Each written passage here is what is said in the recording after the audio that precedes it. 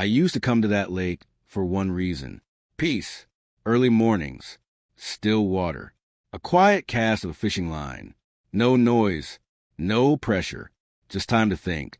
And for a while, no one had a problem with it.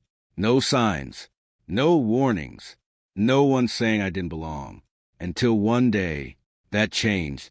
It started with a voice behind me, sharp, confident, uninvited, an HOA representative standing there, telling me I couldn't fish there anymore.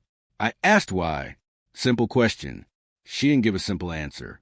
Just started talking about rules, about community guidelines, about permissions I supposedly didn't have. Then she handed me a fine, just like that, for fishing, on a lake I'd been using for years. I looked at it, didn't argue, didn't react, because when someone jumps straight to authority, you don't fight them emotionally, you let them keep going. And that's exactly what she did. Next time I came back, they had escalated it. This time, they called the cops over the same thing, fishing. The officers showed up calm, professional, just doing their job. They asked questions, listened to both sides, and in the end, there wasn't much they could actually do, because the situation wasn't as clear as the HOA wanted it to be. But that didn't matter to them. They had made their point, or at least they thought they had, because what they didn't realize was that I had started asking my own questions, different questions, not about rules, but about ownership. Who actually owns the lake? Who controls the water rights? Where do the boundaries legally sit? Because once you start asking those questions, you stop guessing, and you start seeing the structure behind everything. So I went home, pulled records, made calls, looked into every detail tied to that property. And what I found changed everything. The lake wasn't fully controlled by the HOA, not the way they claimed. There were gaps, ownership opportunities, pieces that could be acquired, and I understood exactly what that meant. So I made a move, quietly, no announcements, no warnings, just paperwork, calls, signatures.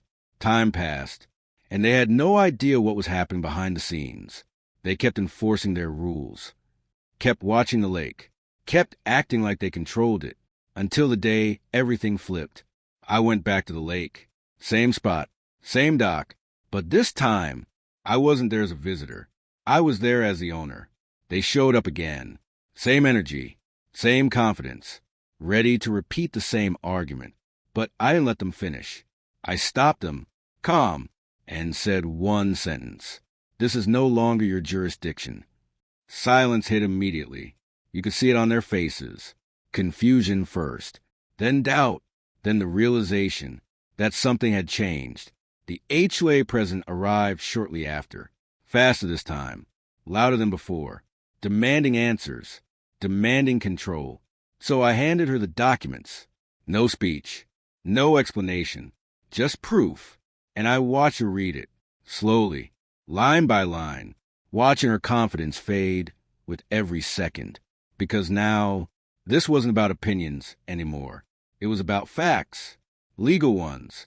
Ownership had changed, control had shifted, and everything they thought they had was gone. The lake was private now, fully controlled, access restricted, and they were no longer included. That's when the arguments started again. But this time, they sounded different, less confident, less certain, because when reality is against you, volume doesn't help. I let them talk. Then I made it simple. No access, no fishing, no entry for the entire neighborhood. Not out of anger, not out of revenge, but because control had changed, and they had already shown how they handled it. By sunset, the lake was quiet again. No voices, no arguments, just water and the sound of a fishing line cutting through it. Exactly how it used to be, but now there was one difference: clarity, because in the end, they didn't lose access because of rules. They lost it because they forgot something simple. You don't control what you don't own. If you enjoyed the story, hit like, subscribe, and tell me where you watching from. Globe showing Europe Africa Fire.